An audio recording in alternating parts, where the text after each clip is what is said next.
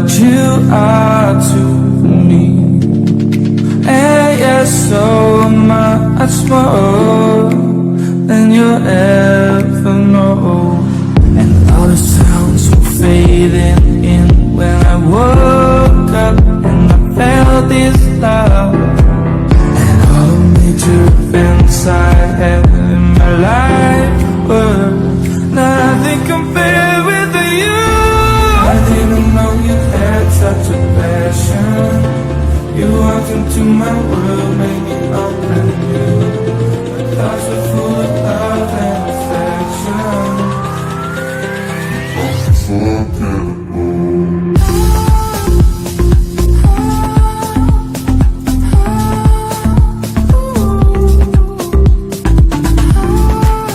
Isso aí, pessoal, estamos ao vivo na nossa plataforma digital radioboamusicafm.com.br, no nosso blog radioboamusicafm.com e também no Facebook com o programa do Vale. When I look at you, I can see the light that's inside of you. And all the sounds were fading in when I woke up and I felt this love. And all the major events I had in my life were nothing compared with you. I didn't know you. Boa noite, pessoal, boa noite.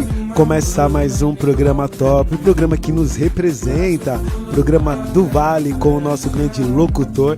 Grande não de tamanho, mas é um cara grande, grandioso. Tudo bem com você, Tato? Eu tinha que te zoar um pouco. Hoje eu vou começar diferente. Bom dia, boa tarde, boa noite. Esse programa está sendo assistido em todo o país, com todo certeza, mundo, né? Com certeza. Então a galera que tá lá no Japão também vai ser contemplada. Pronto, Rick, acabou a treta, hein? Isso aí, Tato. Agora é com você, meu querido. Show de bola. Boa noite aí, galera que tá chegando agora. Tem gente já no Facebook assistindo, lá no blog, lá no nosso site www.radioboamusicafm.com.br e também acesse o blog para ver os textos, para ver tudo que tá rolando aqui nessa rádio, que traz muito empoderamento para as pessoas. E hoje vai ser um programa que eu até, vocês repararam que eu tô até chique, né? Roupinhas, reparou, gente? Que eu tô ajeitado hoje, né? Porque eu tô recebendo aqui duas pessoas que têm uma importância muito grande, veio do meu coração, que eu tenho muito carinho, muito respeito, e também para toda a nossa comunidade que nesse momento está precisando de ajuda. Eu vou receber aqui agora a Rafa Fini e o Beto Silva e o G Santos, né, com as nossas novidades também. Então fica por aí que vai ter muita coisa legal hoje ainda. Boa noite, Posso fazer galera. Rasgação de seda também? Começa, G. Vai que vai, meu bem. Primeiro, eu tenho que lembrar que o Beto Silva, o Florescer, foi um dos homenageados do Prêmio Diversidade Tracaxetuba, com muito, de verdade, para mim, com muito orgulho, que a minha diretoria, a diretoria da ONG para Todos, fez essa indicação.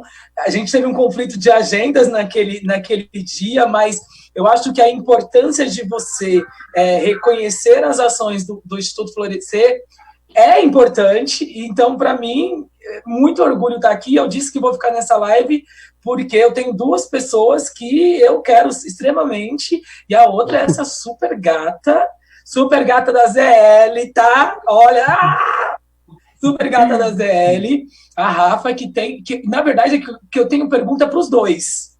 Geralmente eu não faço pergunta para os participantes, mas eu tenho pergunta tanto para a Rafa, que é muito, muito amiga. Conheci na época do Laura Vermont e etc e tal, junto com o Alan.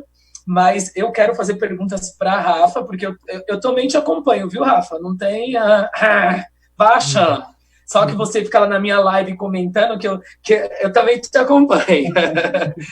E, claro, para o Beto, tenho algumas perguntas bem estratégicas. E hoje o mundo LGBT está pegando fogo, né? Hoje especificamente tá pegando fogo. Já posso começar? Não sei. Ou você ainda tem alguma coisa para falar? Você sabe que quando eu embalo, tem que embalar, né? Eu sei, eu só quero que os dois se apresentem também. Deixa eu se apresentar primeiro, então. A galera tá aí já bem, né, interagindo, mandando beijo, mandando mensagem. Rafa, tudo bem? Seja Ai, meu Deus, bem-vinda. eu tô com vergonha, tô com medo, tô com tudo junto. Eu tô um pouco. Eu peço desculpa logo de cara, porque arranquei um dente hoje, eu tô falando meio mole, eu tô com a boca torta, mas eu vou tentar contribuir aqui, tá? Qualquer coisa, joga o cabelo assim, que nem diz o Beto, joga o cabelo.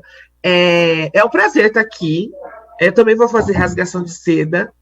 É muito legal estar com um grupo de pessoas que têm um alinhamento de pensamento, que estão desenvolvendo ações interessantes, trabalhos importantes, como o do Beto. Então, para mim é uma honra. Para quem não me conhece, é Rafaela Fini, eu sou uma mulher transexual, moro em Guaianazes, Zona Leste, e sou assistente social e trabalho em projetos, já tenho uns 3, 4 anos em projetos com a população trans. É isso. Show de bola. Beto, tudo bem? Vamos lá, tudo bom? Assim, em primeiro lugar, parabéns pela iniciativa. Eu acho que são atitudes como essa que transformam uma sociedade. E aí eu remeto muito a uma coisa que eu falei ontem, que eu acho que, de certa forma, em tempos de pandemia, algumas ideias emergiram de forma muito positiva. Teve esse distanciamento que se fez necessário em função da Covid, mas, ao mesmo tempo, eu acho que as pessoas se reinventaram. E o Beto é uma pessoa que se reinventa o tempo todo. Eu sou administrador de formação, mas atuo na área social com diversos públicos. Vamos sambar.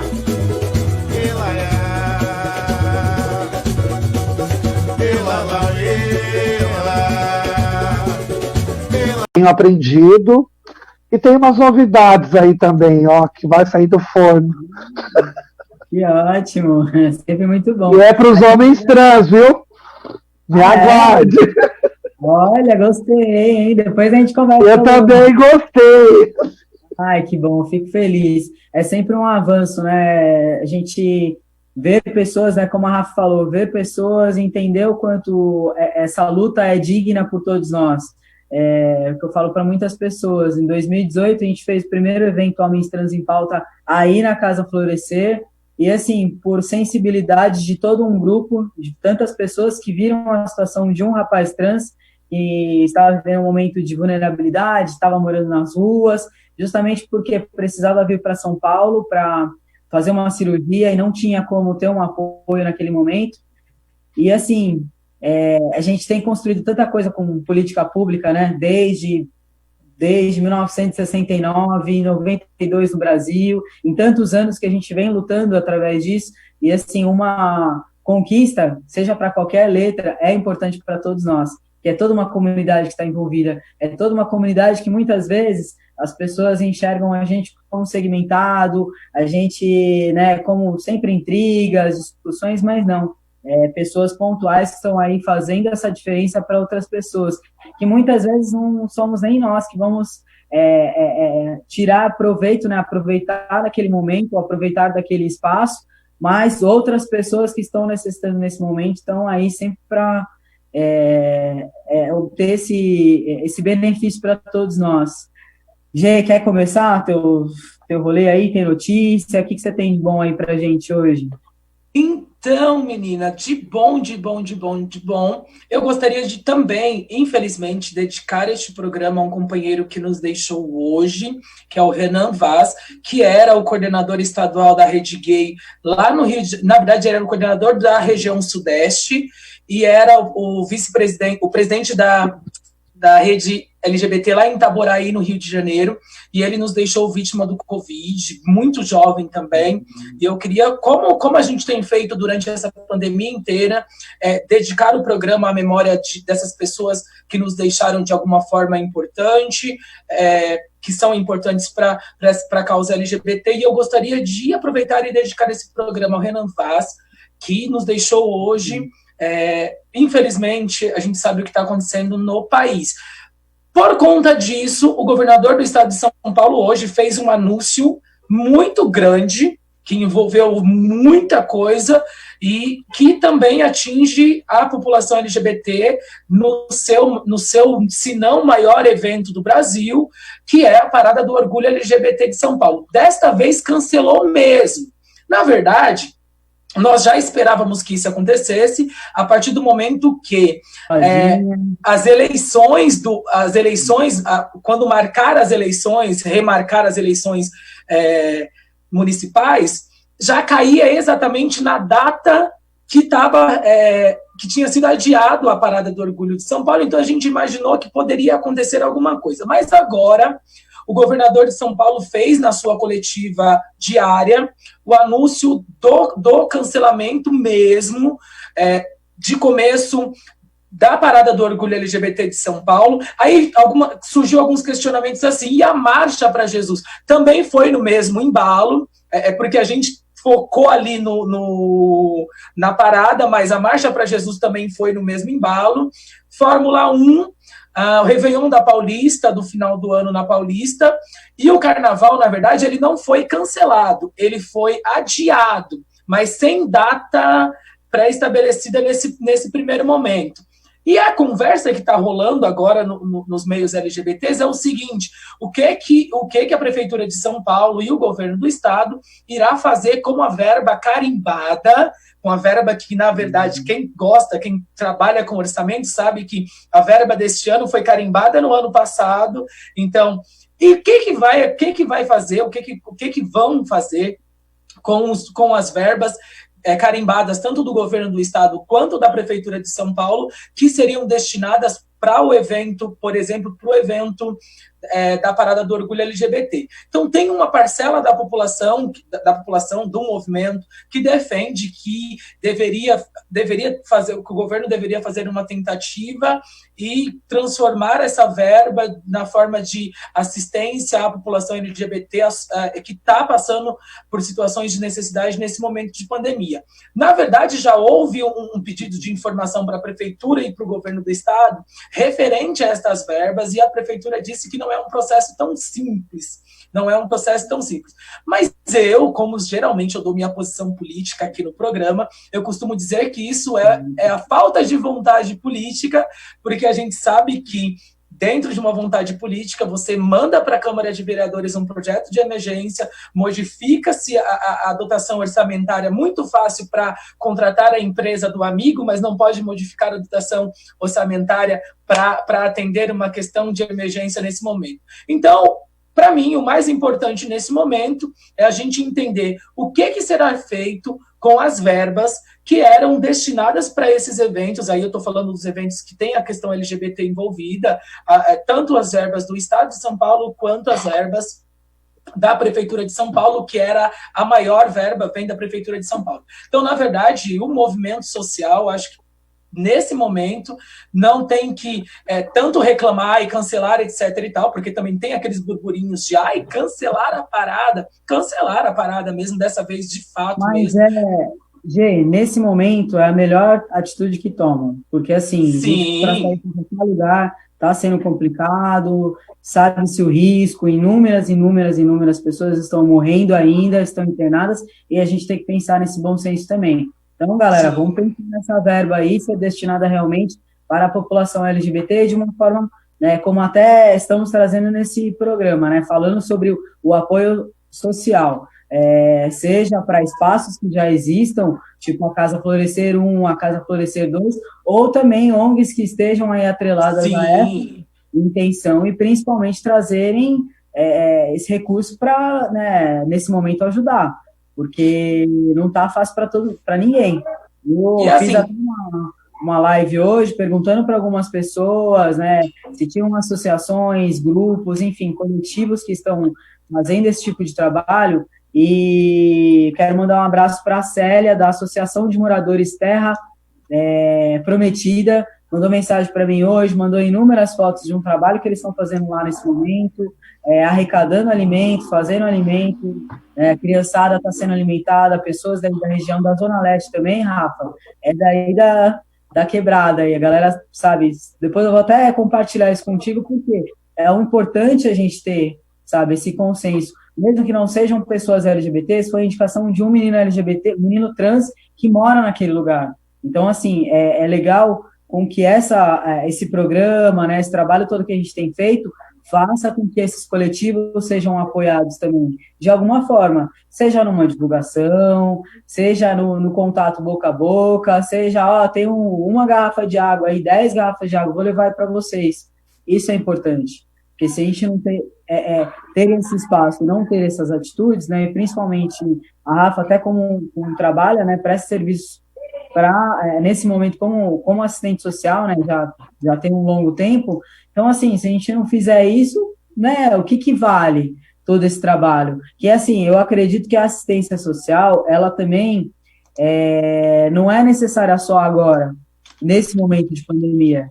A Rafa trabalhou aí em centro de cidadania, entende também como é esse rolê todo, de como chega alguém lá, né, e fala, pô, tô precisando de moradia, tô precisando de um abrigo, né, e assim, a gente entende como é o serviço hoje da prefeitura, como são esses espaços, e as demandas que existem, né, é muito maior do que o que a gente tem disponível. Por isso que existem ONGs, associações, e é importante que aconteçam isso, né, Rafa? A gente estava conversando até antes de iniciar o programa sobre uma ideia que você está tendo, né, a partir também dessa situação, mas queria ter o posicionamento também com relação a isso, das pessoas não aproveitarem só este momento, mas aproveitarem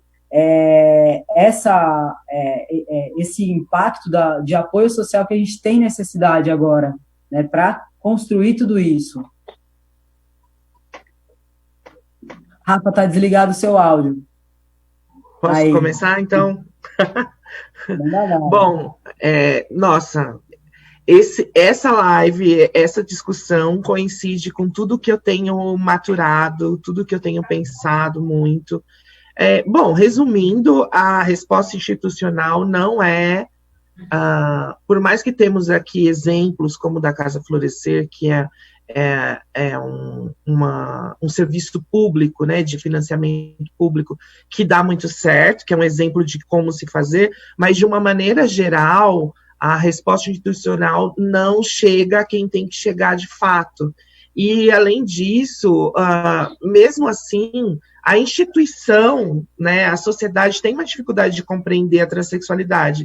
Então, em momentos como esse que a gente passou e está passando, da pandemia, colocou uma lente de aumento nas várias questões sociais que estão aí nessa situação toda. Parece que fervilhou, borbulhou tudo, ficou tudo muito mais em carne viva, muito mais evidente. E aí eu acho engraçado porque a profissão de assistente social é uma profissão muito subalternizada, que fala, né? É uma profissão que não é muito valorizada. E neste momento, com tudo isso que aconteceu, deu uma impressão de que lembraram que existe essa profissional, que essa profissional precisa ter o olhar e a sua técnica considerada nesse olhar múltiplo. A questão da demanda de pessoas travestis e transexuais é algo interdisciplinar, é algo multidisciplinar. Então, não é só um médico que vai conseguir, não é só um advogado que vai conseguir lidar, é um conjunto de saberes para lidar com essa questão que é muito complexa. Eu acho que o Beto pode falar mais do que eu. Eu estava falando para o Tato que eu sempre me coloco como uma pessoa transexual, que tem orgulho de ser transexual, que isso já é um avanço muito grande, porque a sociedade faz com que a gente se negue o tempo inteiro. A gente foi tão violentada, tão amputada durante toda a vida, que ter orgulho de ser transexual já é uma coisa muito poderosa na sociedade que a gente vive, que é violenta, que é fascista, que é conservadora.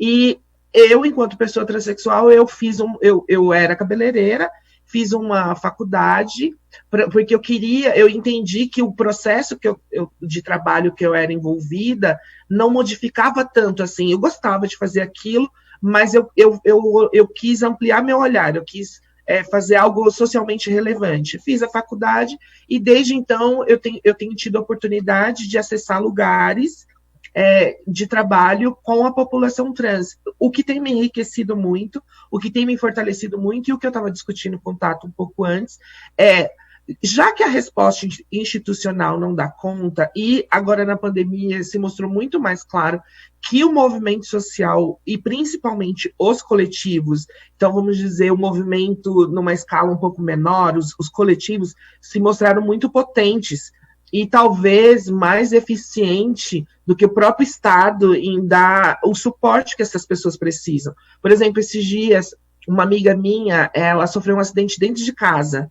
Ela não tinha com quem ir pro hospital. Ela levou vários pontos e ela não tinha um suporte familiar, ela não tem alguém que levar. Ela falou, Rafa, eu fiquei com vontade de te ligar, mas eu fiquei com medo, porque no final de semana seu namorado está em casa, você podia estar num momento íntimo, dormindo, eu não quis te incomodar. Isso me doeu, porque se nós tivéssemos já organizadas coletivamente, eu poderia não dar aquele suporte para ela, mas alguém do coletivo poderia dar. E isso nenhuma instituição do Estado vai dar esse tipo de suporte mais ampliado. Essa resposta vai vir da coletividade. Eu acho que por isso que eu admiro tanto o trabalho do Beto, que o trabalho do Beto ele não se restringe ao fazer institucional ali, ele gera possibilidades, né? Então, eu tenho tentado trabalhar nessa linha. Eu acho que não é dar respostas rápidas, não é dar uma cesta básica, é fazer essa comunidade pensar o porquê que eu estou precisando dessa cesta básica, né? O porquê que eu, por exemplo, no meu trabalho com prevenção, eu tento fazer as meninas refletirem por que eu estou dentro dos grupos mais vulneráveis e mais suscetíveis a pegar HIV. Não olhar para o lado do estigma, mas olhar para o lado do porquê todas essas opressões em cima da gente. Acho que é isso para começar. Nossa, aí falou tudo, assim, Rafa, é importante, eu gosto muito do trabalho do Beto, hoje a gente vai rasgar cedo até, justamente Sim, aguenta, Beto. Porque o Beto, ele pega a pessoa, ele mostra a realidade, fala, minha filha, o caminho é esse, segue, mas assim, através disso ele dá a oportunidade para a pessoa enxergar como pode ser feito, é igual o pessoal fala, o ditado, não é você pescar, você dá o Exato. peixe, você tem que ensinar a pescar. Então, a importância que faz, é a diferença que faz nesse momento, assim, porque se a gente ficar sempre se vitimizando, sempre como coitadinho, sempre, tô precisando, cara, nunca consegue, assim, eu vejo histórias lindas que saem da Casa Florescer, das meninas que eu tenho um contato direto, e, cara, eu acredito muito que é um olhar, né, assistencialista, que deveria ser visto por muitas pessoas, não só o simples fato de acolher, né, simplesmente você colocar aqui debaixo da asa, né, da comida, da bebida, da abrigo e tudo mais, mas você fazer com que essa pessoa ande com as próprias pernas, né, Beto? É o grande desafio. Acho que assim, as narrativas elas sempre foram pautadas justamente no olhar de você ser coadjuvante de uma história. E quando você é coadjuvante de uma história, essa história ela vem narrada por terceiros. Então, quando você começa a construir um roteiro diferente, nem sempre aquele roteiro vai ter um final feliz. Talvez ele permeie outras possibilidades. E eu acho que essa construção toda da casa, ela vem justamente em função das pessoas que acreditaram nessa proposta de trabalho. Eu acho que a partir do momento que as pessoas começaram a entender um pouco o que era esse espaço social, qual o propósito, não, quando eu digo as pessoas, eu digo as próprias moradoras que aqui residem hoje, as pessoas que conheceram um pouquinho o processo da casa, até mesmo as empresas que têm se conectado conosco. E pensando nesse cenário da pandemia, foi um grande desafio, porque foi o desafio de lidar com a estabilidade emocional e a negação do afeto. Porque eu digo, a Rafa, mais do que ninguém, sabe o tão quanto a área social, você tem que estar conectado o tempo todo com essas pessoas. Não adianta você fazer um trabalho subjetivo. Você tem que fazer uma imersão naquele cenário para você ter um olhar macro e aí construir outras possibilidades. E neste momento de instabilidade emocional, eu acho que a gente pegou aquele fragmento inicial dessa menina que não tinha sonho, que não tinha uma identidade, que não tinha o desejo, mas que ela quer ter um lugar ao sol. Parece meio poético, mas é uma poesia da vida real. É você entender a sua existência. Qual é o meu propósito de vida? O que eu busco? Diante de tantas rupturas que a vida já me deu, colecionações de nãos, entre outras coisas, o que eu posso fazer de transformação para acolher a outra? Então, eu acho que nesse momento todo de interlocução dos coletivos, como a Rafa falou, não adianta eu, enquanto administrador de formação, chegar aqui no espaço e simplesmente sentar e ficar preso numa questão burocrática. Eu sempre aprendi de ter que arregaçar as mangas e participar junto, de caminhar junto, de repente, talvez cair em alguns momentos junto, porque isso é o processo também de crescimento do grupo de trabalho, do grupo que aqui reside. E eu acho que as conexões com esses outros cenários, de certa forma, fizeram com que muitas meninas tiveram êxito na vida. E hoje são totens da casa para mostrar para as outras que é possível. Mas pensando politicamente, enquanto uma política pública mais adequada, eu entendo que hoje nós temos a unidade 2, mas ainda nós temos um número de LGBTs muito grandes pela rua, que estão jogados, sofrendo repressão, ou pessoas que estão dentro das suas casas sem alimento e não conseguem ter uma retaguarda, que é justamente isso que a Rafa acabou de falar e que a gente percebe isso o tempo todo. Então, eu acho que a gente vai ter que ter um processo de se reinventar para, de fato, ter uma política pública mais adequada. E quando eu digo nessa questão de uma política pública mais adequada, trazer com que essas vozes, elas ecoem, porque muitas vezes essa voz ela não tem o poder de fala nesses outros lugares. Então é uma questão que a gente tem que desenhar de forma muito positiva para que essas narrativas comecem a ser contadas em primeira pessoa e não por terceiros, entende?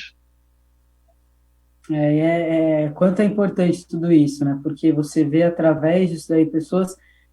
Uma das coisas que eu acho mais legal, assim, da comunidade. Eu conheço muita gente que não digo só letra T, mas de várias letras que têm interesse ou pensam em fazer assistência social. Então, assim, muitas vezes somos tão julgados, né?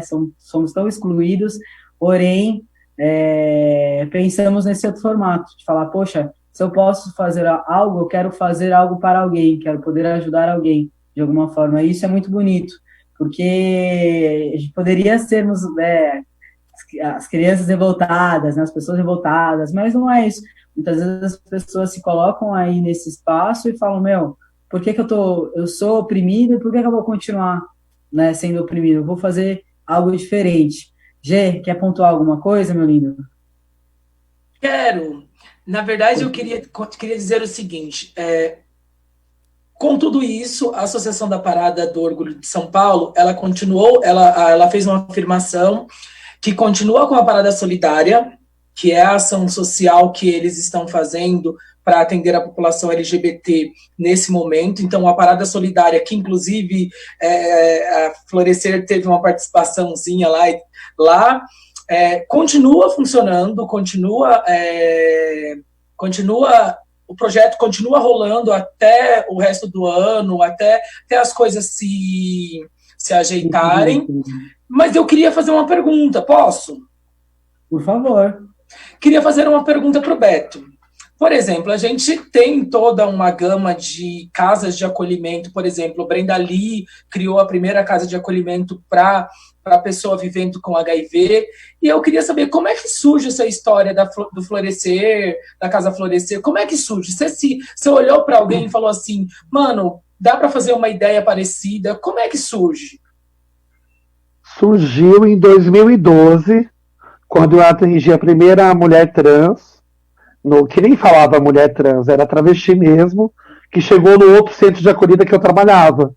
E as pessoas, o Cássio me chamou, a Mônica, que era supervisora, o Cássio ainda trabalhava na CADES, e aí, você consegue atender essa população? Eu falei, sim. Vai ter problema com a equipe? Não. E aí a gente começou a atender essa demanda. Chegou um momento, o que acontece, quando você lida com o social, como eu disse, você tem que estar entregue o tempo todo, vocês sabem disso. A gente não consegue colocar um personagem. Então você vive aquilo junto com as pessoas. E aí chegou um momento que começou a ter um grupo, tipo, tinha 50 mulheres cis. Chegou um momento que tinha 25 mulheres trans, travestis e 25 mulheres cis. Que desligou. Cenário, diante daquele cenário, as mulheres ficavam muito fechadas, retraídas, elas não conseguiam ser de fato o que elas são. Elas não conseguiam explanar a essência dessa mulher. Era uma mulher muito mais retraída, até na roupa, no comportamento como um todo. E aí eu comecei a desenhar com a própria regional da Sé, o CRAS da Sé, o desenho de ter um espaço que fosse específico para mulheres trans e travestis, porque era muito perverso, assim, porque nunca tinha sido pensado. E você percebe que, por mais que algumas pessoas falem, foi feito um recorte, não é legal, mas quem está vivendo nas ruas, a pessoa só quer ser acolhida, ela quer fazer uma alimentação, ela quer tomar um banho, e ela quer ter o seu direito legítimo, respeitado. Então essas mulheres, elas iam para os lugares e elas não eram respeitadas. Tinha que cortar o cabelo, tinha que colocar uma roupa masculina. Daí foi quando a gente começou a desenhar a Casa Florescer. E aí demorou um ano para esse projeto poder ser remodelado, a gente encontrar esse móvel, e aí começar a pensar. Você até remeteu a Casa Brendali. Eu tinha recebido um convite pela saúde para fazer a administração da Casa Brendali anteriormente. Só que tinha alguns resquícios de algumas outras questões que eu falei, eu acho que tem que chegar tudo muito claro. Se eu vou pegar uma história, eu quero que essa história chegue muito transparente. Daí depois entrou o Thiago, o Sérgio, e começaram a fazer um trabalho, porque também tem um grupo de mulheres soropositivas que precisam de uma retaguarda maior. E aí é uma relação que tem que ser não só assistência social, tem que ser saúde, porque eu acho que é justamente essa relação de rede. Mas respondendo a sua pergunta, foi um desenho justamente porque você percebeu que essa população ela estava imersa naquele território e ela não conseguia ser o que ela é. Então foi meio que um desenho junto com o poder público. Obrigado, muito obrigado. Eu já vou aproveitar e fazer a da Rafa. Tá, já embale já. Mas é muito legal saber assim da história, né? Às vezes a galera vai lá, né? Antes da pandemia estávamos fazendo jogos de futebol aí, todo domingo os meninos estavam, mas a gente não tem noção de como foi criado tudo isso. Então olha a importância que esse programa traz, né? Que as informações que às vezes a gente não tem ideia, mas, né? Obrigado aí pela contribuição. Igual, por exemplo, só ocupando aqui, a gente está desenhando a casa dos meninos, né? É muito estranho, porque assim, eu conheço um pouco dessa realidade devido às pessoas que eu tive acesso através de você, tá? Ou outras pessoas. Mas existe esse público que também precisa ser acolhido. Então isso está em negociação na secretaria, está tendo mapeamento trans, porque já foi pensado neste lugar. Então é uma outra coisa que vem se desenhando. Posso? Vai, manda bala, mãe. Rafa, é o seguinte, eu já tive a experiência de estar funcionário dos Centros de Cidadania LGBTs da Prefeitura de São Paulo, e eu sempre tive uma crítica, em relação à presença do assistente social no Centro de Cidadania LGBT. A minha crítica perpassa, primeiro, que a gente nunca, pelo menos enquanto eu estive lá, e também anteriormente quanto movimento social, e agora novamente movimento social, eu nunca entendi qual era o papel do assistente social no Centro de Cidadania. Porque ele faz um atendimento, principalmente das demandas oriundas do projeto Transcidadania, ele fica ali focado nessa questão, e a gente não entende muito o papel do assistente social no Centro de Cidadania LGBT.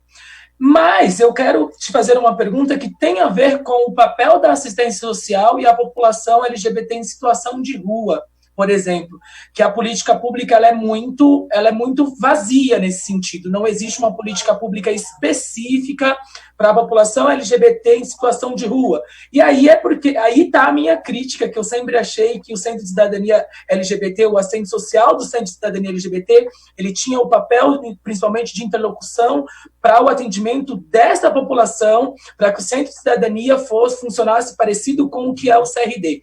E eu queria entender qual é a importância também, neste momento, do assento social para essa população em situação de rua, especificamente a população LGBT em situação de rua, que já era grande e que agora teve um aumento exponencial, porque a convivência em confinamento social dentro de casa também tirou essas pessoas do armário, arrancou-las do armário, o isolamento social arrancou a população LGBT do armário, forçadamente, porque eles tinham o convívio, mas não tinha aquele convívio de sempre, de todos os momentos.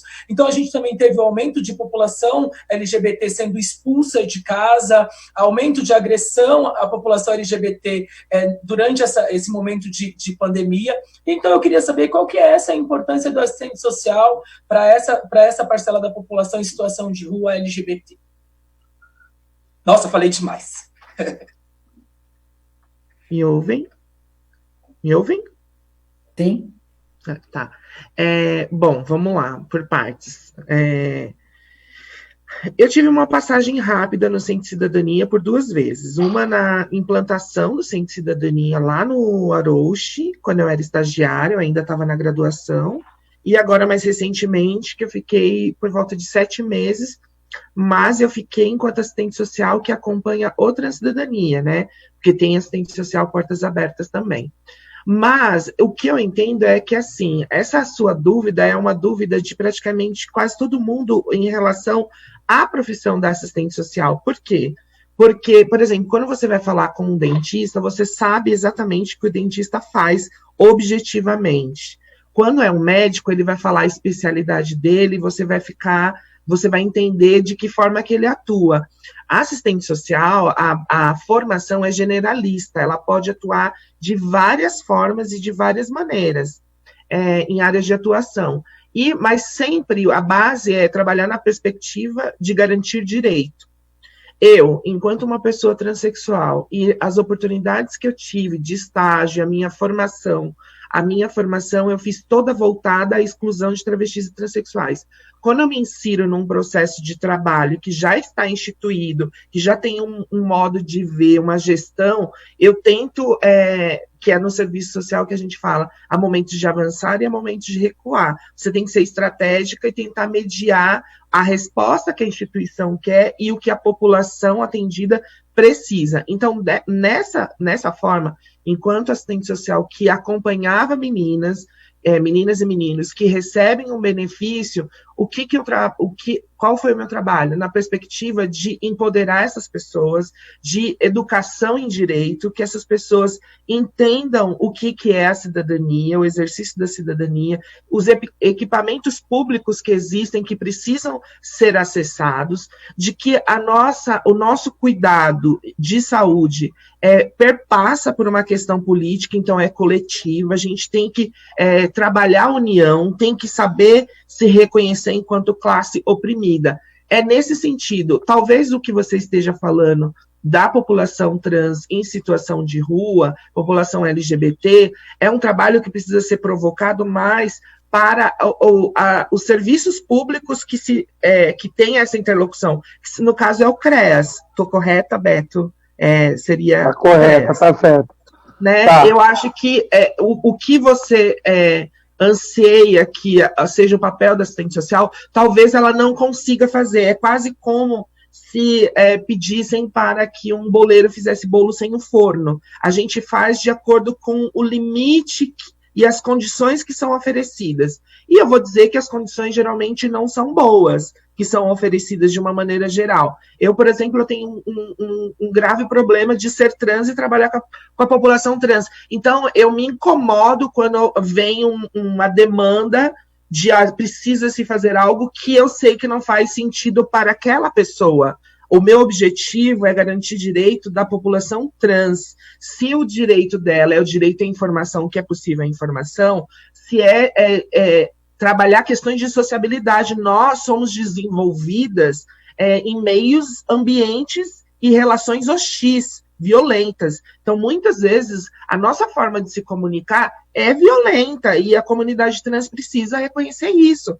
E a gente tem que dosar essa violência, essa revolta, com essa opressão, com conseguir estabelecer comunicação com a sociedade, porque sozinha a gente não vai conseguir, a gente precisa criar redes de apoio. Então, acho que o papel da assistente social é despertar para que lugar que você está, o que é possível fazer, quais são os serviços e benefícios que você pode usufruir.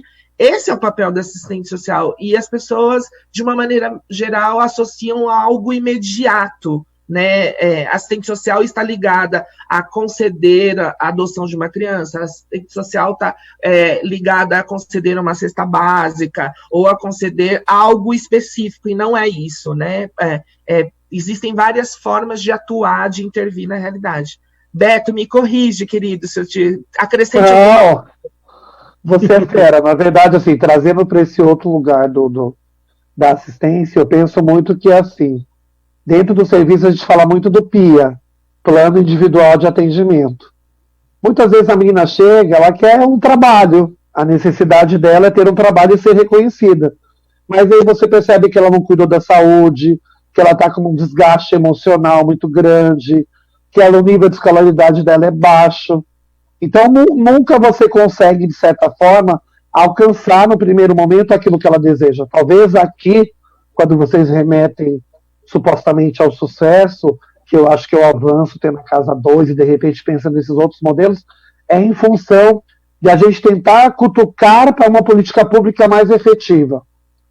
E aqui eu tenho que mensurar a Ariadna Ribeiro, que fez um trabalho excelente no Cratode, o pessoal do Transunifesp, porque eu falei, tudo o que acontece tem que ser junto. Porque, de certa forma, você fala, é casa, não sei o que lá, o Beto. Não, o Beto não é nada. O Beto é uma pessoa que tenta fazer uma articulação com outras pessoas para tentar se fortalecer.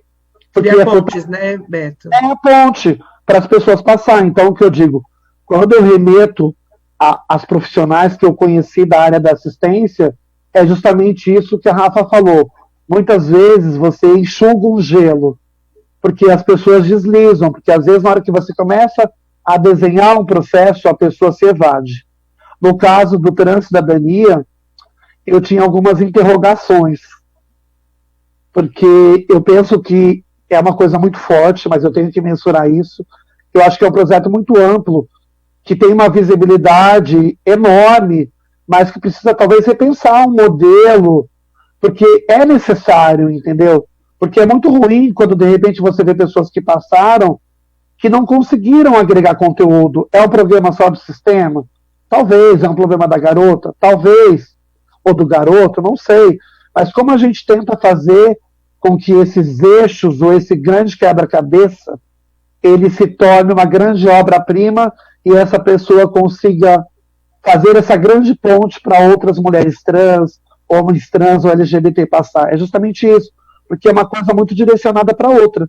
Então eu percebo que muitas vezes o profissional do serviço social, o assistente social, eles ficam atrelados ao imediato. Eu já trabalhei em lugar com 1.200 pessoas. É impossível um profissional atender 1.200 pessoas. O que você vai fazer? Algo muito paliativo. Exatamente.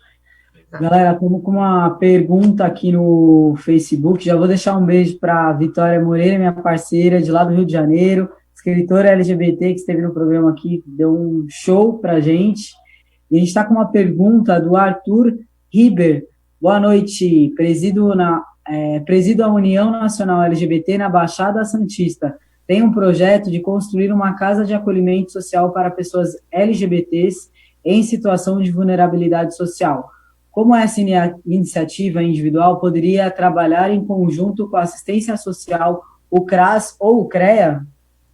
Lógico, eu acho que a gente tem que cutucar esse sistema. Aí que eu acho que a gente entra, por exemplo, e aí eu tenho que mensurar aqui em Janara Siqueira, porque no meio dessa pandemia, fundou-se a REBRAC, a Rede Brasileira de Casas de Acolhimento. E aí, uma conexão tão efetiva, porque, por exemplo, a Casa Rosa de Brasília, o Transviver, que cuida de meninos que passaram muitos perrengues, é horrível ver sua colega, no caso a Regina, totalmente desprovida de apoio, e a gente tem que envolver justamente dessa responsabilidade política, porque eu percebo muitas pessoas que se enfraqueceram, porque a gente precisa de dinheiro, a gente tem os nossos gastos, e aí a gente não consegue manter sozinho.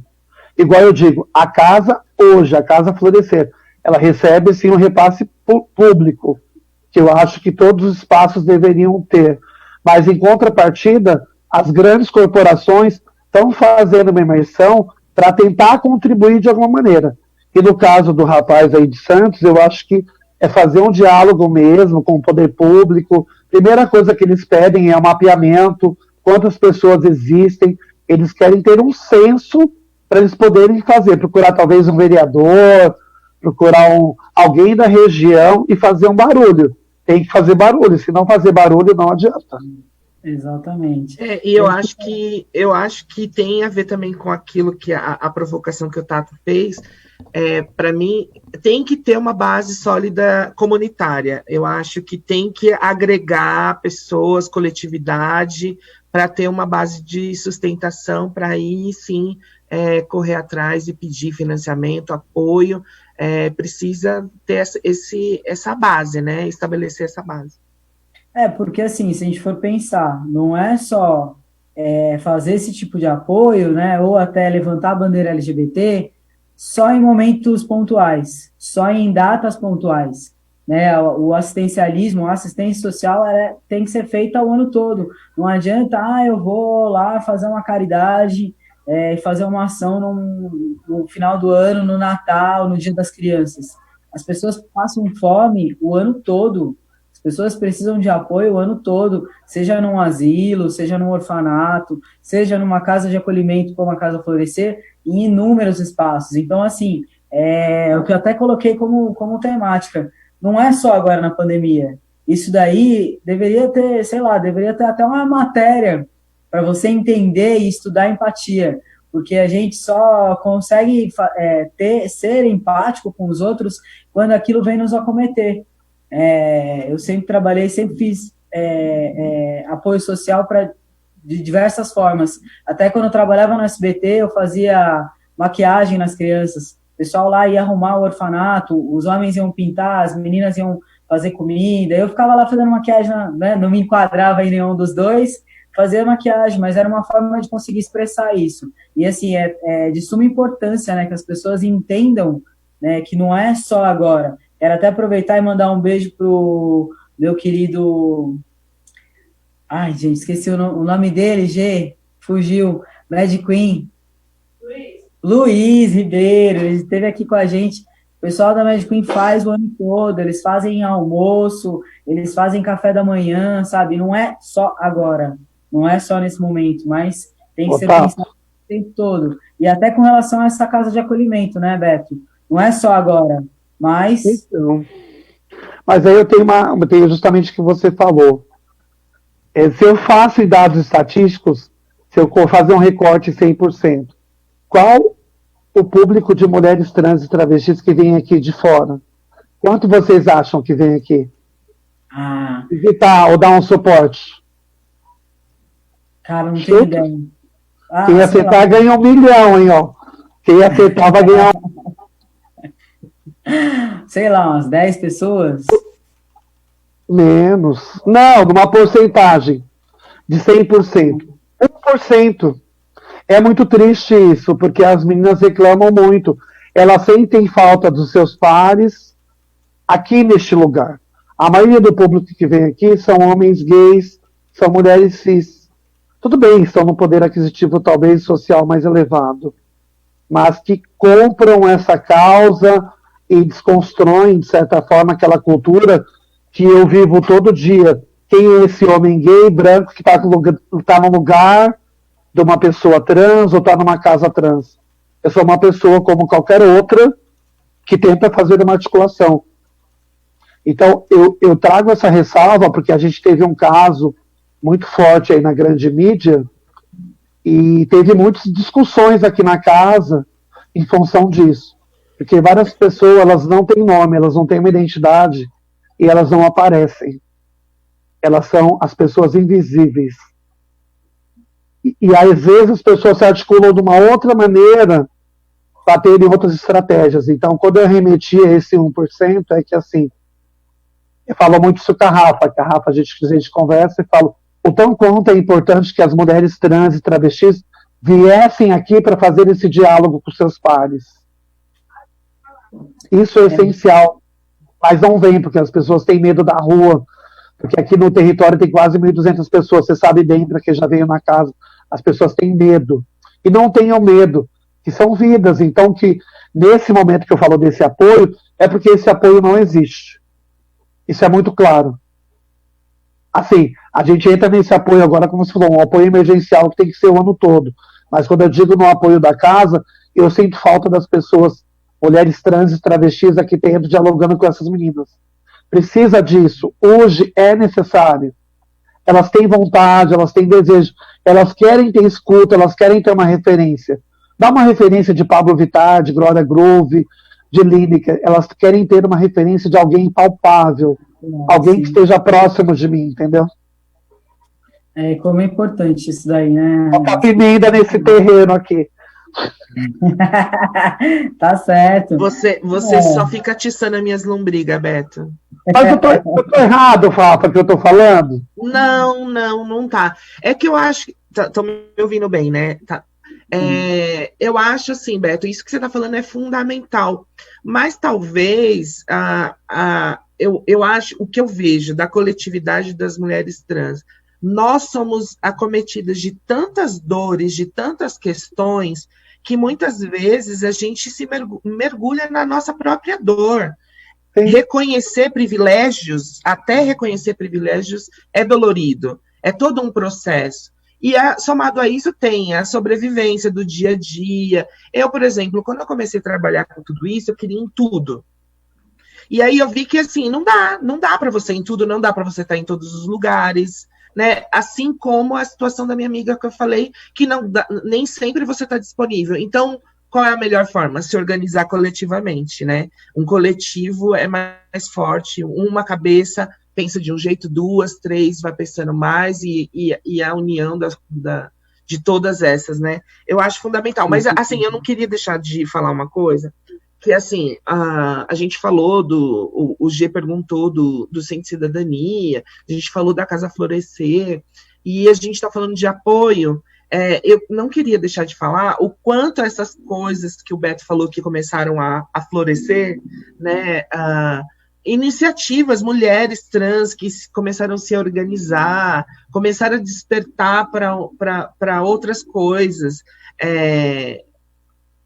Parece que acordaram de um close magro, então, assim, não, realmente a ficha caiu, é isso, se a gente não for para um outro nível, a gente vai morrer, a gente está morrendo, a morte chegou muito perto de todo mundo, né? Nós perdemos aí Bruna Valim, Amanda Mafre, a outra menina que eu esqueci o nome, tantas pessoas. Toda semana eu perdi alguém que eu conheço, né? E eu tenho visto, por exemplo, o coletivo Travas da Sul, iniciativas que fazem articulação, mas não articulação só longe, articulação de próximo, que é isso que o Beto está falando, essa proximidade, essa coisa mais próxima.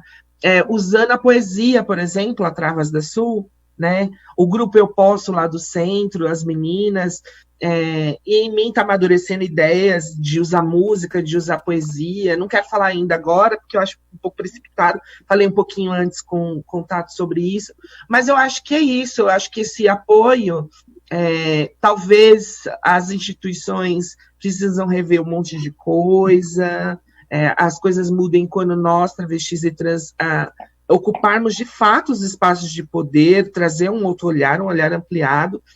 Acho que o movimento social precisa se reinventar, está se reinventando, né? tá se revendo várias coisas. Teve vários acontecimentos que eu não vou problematizar, mas que aconteceram, que despertou o que é mais importante, like, história, militância, o que militância que é essa que a gente está falando, é um monte de coisa que está acontecendo que eu acho que vai enriquecer a gente, né, de conhecimento, de possibilidades, acho que é isso. Ô, Rafa, mas na verdade está usando aqui. Quando eu falei isso, assim, é no sentido mesmo que é uma demanda que as meninas trazem. E é legítima. Desejo. Porque, assim, elas falam, Beto, será que eu só vou garantir a minha existência através da música, através da poesia, através da arte? Que daí o meu corpo não entra em primeiro plano? Isso é uma reflexão que elas já têm feito. Elas querem entrar, sendo elas, por exemplo, vai ter um exemplo muito claro. Acabou de sair, vai estar no forno, uma das meninas que era daqui, que ela participou de um programa agora de moda, só modelos trans. E ela falou o tão quanto foi significativo para ela estar diante daqueles pares, o quanto foi importante. Porque o que eu percebo, o movimento se reinventou muito através da arte. E aí é o seu corpo que transcende. Mas e esses outros lugares que eu tenho transcendido até enquanto apoio? O que as grandes corporações têm feito de apoio para esses coletivos? Para inserir essa população que 90% tem um nível de escolaridade baixo, que sequer conhece o que é uma IST. Infelizmente é uma realidade. É a realidade que eu vivo, porque assim, de repente se eu digo que aqui, neste espaço, nós temos determinadas oportunidades, não vou falar que é privilégio, porque eu acho que é uma luta muito árdua, e o que a Rafa falou, e vocês que são mais ligados à tecnologia, eu tive que me reinventar, e eu sei das minhas dificuldades, porque eu sou muito do tácito, eu gosto de ver, eu gosto de tocar, e aí quando eu vou para essa coisa, eu vou ter que falar, tudo bem, eu vou falar, mas eu tenho essa dificuldade. Eu acho que eu não sou muito do visual, eu sou de colocar a mão na terra e fazer o negócio florescer. E o que eu falo nesse sentido é porque é algo que as meninas pedem muito. Elas pedem muito. A gente vai fazer até uma coisa que foi conversada antes da gente começar esse programa, né, de algumas ações que estão acontecendo aí na Casa Florescer. E eu vi até o Rick falando, né, Rick? Se estiver por aí, a gente fazer uma transmissão ao vivo, quem sabe até um programa do Vale. Com certeza. A gente possa fazer a transmissão ao vivo direto de lá. Gente, 7 horas, 8 minutos, você que está chegando aí no Facebook, no site, no blog, seja muito bem-vindo. Esse é o programa do Vale, estou recebendo a Rafa Fini, o Beto Silva, estão dando uma aula aqui pra gente, né, Gê? Nossa, meu Deus do céu, hoje está sendo muito valoroso aí todos esses contatos que eu tenho realmente feito durante esse período de militância. Rick, tem mensagem? Tem alguma coisa aí para falar pra gente? A galera do site? Tem sim. Antes de mais nada, eu quero falar para vocês que estamos assistindo no Facebook, ou na nossa plataforma digital, ou no blog, para vocês clicarem nesse botão verde aqui, ó, vocês estão vendo na tela. Clique nesse botão para você começar a seguir a nossa rádio e participar aí da programação, toda vez sendo notificado, até mesmo dos nossos sorteios. Não esqueça de seguir o nosso locutor, o Tato, nosso comentarista, o G, e seguir também os nossos convidados, a Rafaela e o Alberto. Bora de mensagem então, que a gente está já com o tempo já meio escasso. O Eduardo Amorim, de São Paulo. Obrigado, Tato, por apoiar nossa causa. Aqui é o Eduardo, de São Paulo. Obrigado para todos vocês por acreditar em nós. Pede para ele dar um oi para nós, Terra Prometida. Estamos aqui assistindo todos vocês. Um beijão aí pra Cida, pro Dudu, pra Pri, que estão assistindo a gente. Em breve eu vou aí almoçar com vocês e a gente fazer essa força aí ser grande para todo mundo, hein? Olha que massa. Super bem. De Barueri, nós temos mais de 477 pessoas. O Arthur Dene mandando um salve. Um salve do Princeso pro Tato. Show de bola. A Vanessa também de Barueri tá mandando um abração pro Alberto, falou que já segue ele, já conhece o trabalho dele. A Francesca de Barueri tá mandando um beijão pro G, falou que ela gostaria de conhecer ele pessoalmente. O G e essa barba de cachorro.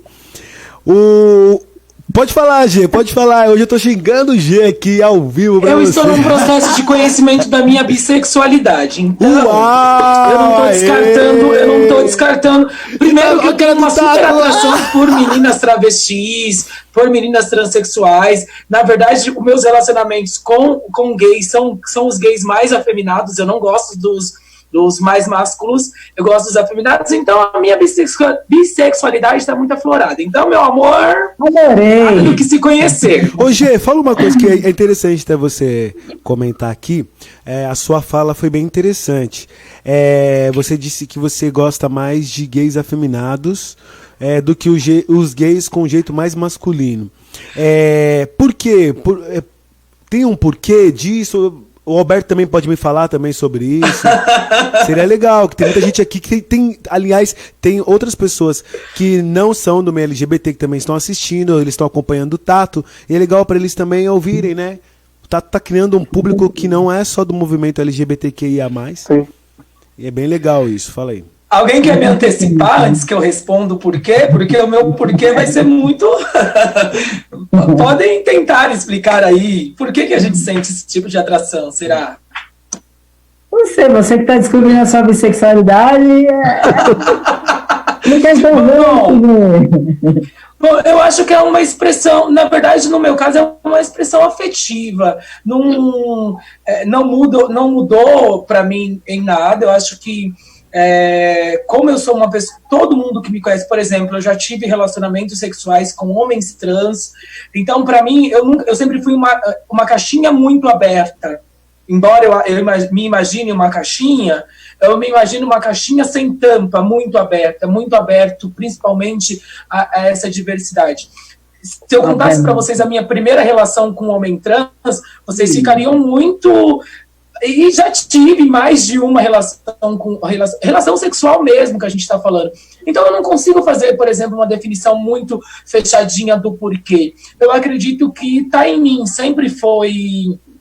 sempre tive essa diversidade sexual muito bem resolvida em mim, e agora a bissexualidade está bem aflorada, já tiro uns beijos com as meninas, com as meninas travestis e transexuais já era muito comum para mim isso, eu já sentia muita atração, e não é a atração do quero sexo com você e ninguém precisa ver, não, era a atração tipo, me dá sua mão e vamos andar comigo.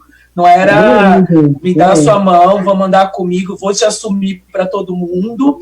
Tanto que eu tive namoradas que se tornaram mulheres transexuais e que eu incentivei essa transição delas, tanto em encaminhá-las para o médico certo, quanto realmente investir no hormônio certo. No final terminava o relacionamento, mas eu sempre preferi mesmo as meninas, num sentido geral. Sim.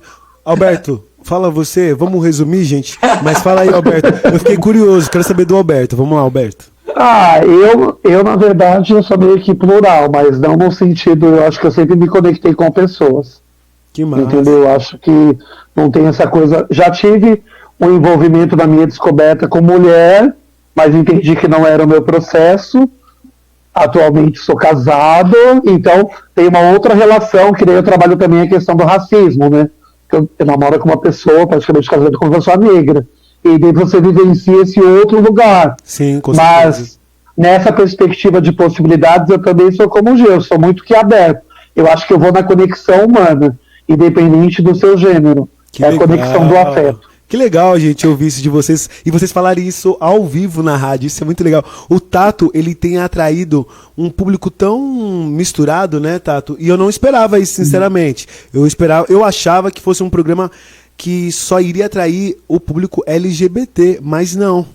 Pode falar um pouco sobre isso até. As pessoas são curiosas, meu bem, as pessoas querem, não querem saber mudando. As pessoas do enredo. Estão mudando, as pessoas estão mudando o pensamento delas.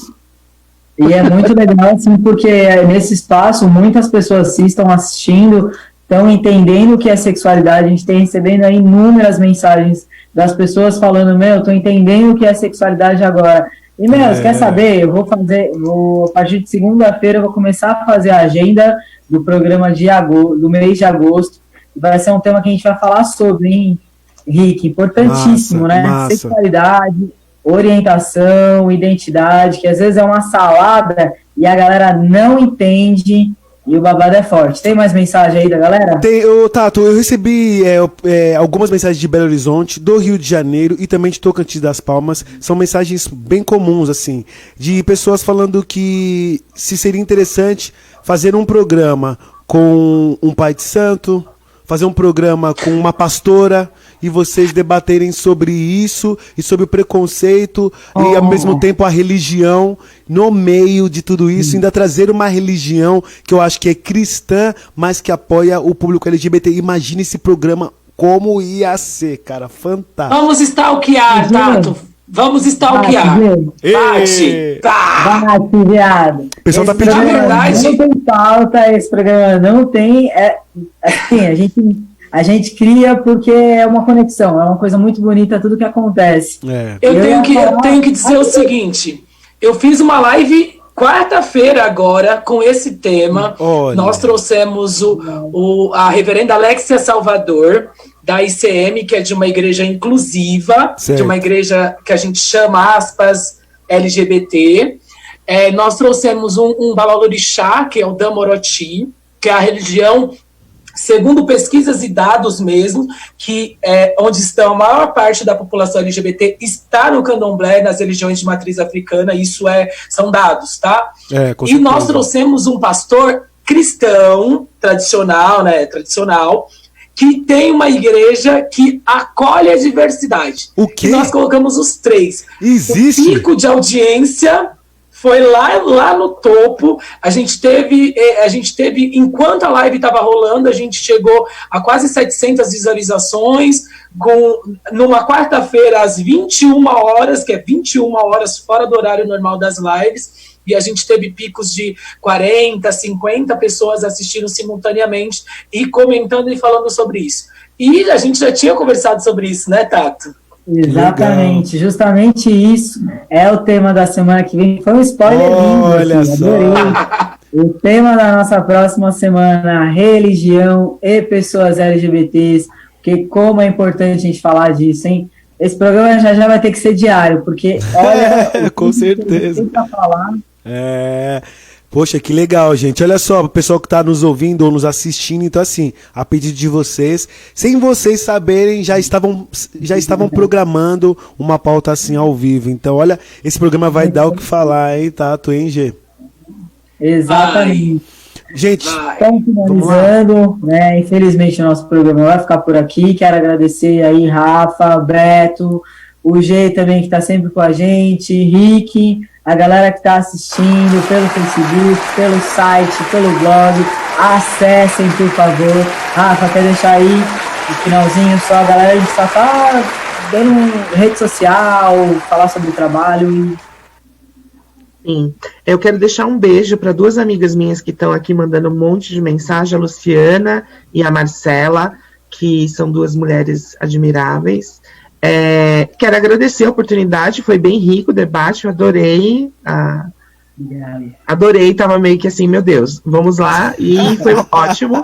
E quem quiser me seguir nas redes, a Rafaela Fini com PH, e é isso, obrigada, viu?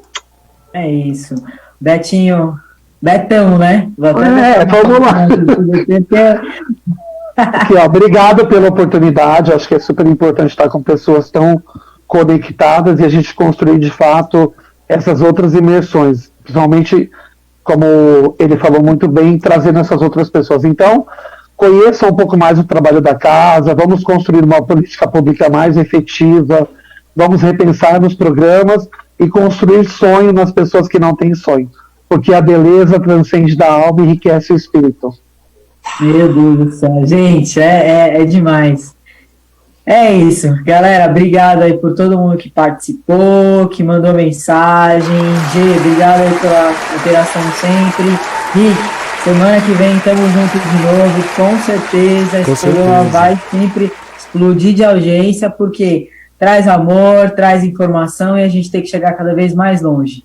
Com certeza, com certeza. Fico muito feliz. E mais uma vez, Tato, G, Rafaela e Alberto, muito obrigada pela contribuição aqui na Rádio Boa Música FM. Isso aí, pessoal. Até mais, e daqui a pouco tem o programa Afro Black para vocês aqui na Rádio Boa Música FM. Beijão, pessoal, e até a próxima. Coraçãozinho.